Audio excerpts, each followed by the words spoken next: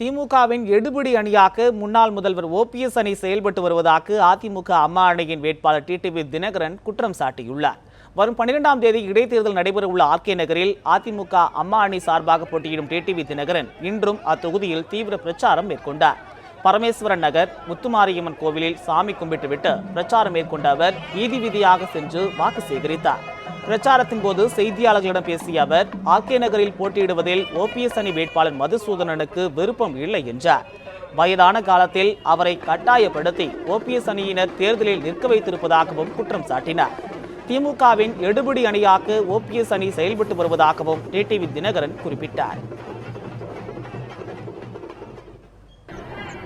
பன்னீர்செல்வம் அணி என்பது திமுகவின் பி அணி, திமுகவின் எடுபடியான அணி.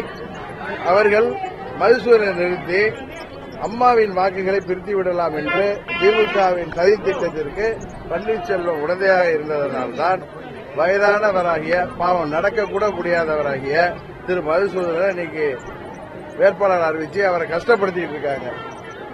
ஒரு உயிர்வதை செய்யறது மாதிரி அவரை நடக்க கூட முடியல. இன்னைக்கு நான் டிவியில பார்த்தேன். பாவம் அவரை வேட்பாளரா அவர் நிறுத்திக்கிட்டு அவருக்கு இந்த வயசுல அவர் எல்லாம் விரும்பவே மாட்டார் எனக்கு தெரியும். இருந்தாலும் அவரை பேச சொல்லி கட்டாயப்படுத்தி பன்னீர்செல்வமும் கருணாநிதியின் மகன் ஸ்டாலினும் சேர்ந்து கொண்டு அவரை வேட்பாளர் எடுத்திருக்காரு. இதையெல்லாம் முறியடித்து அம்மாவின் வேட்பாளராகிய நான் தொப்பி சின்னத்திலே வெற்றி பெற்று மீண்டும் இரட்டை இலையை மீட்டெடுப்போம்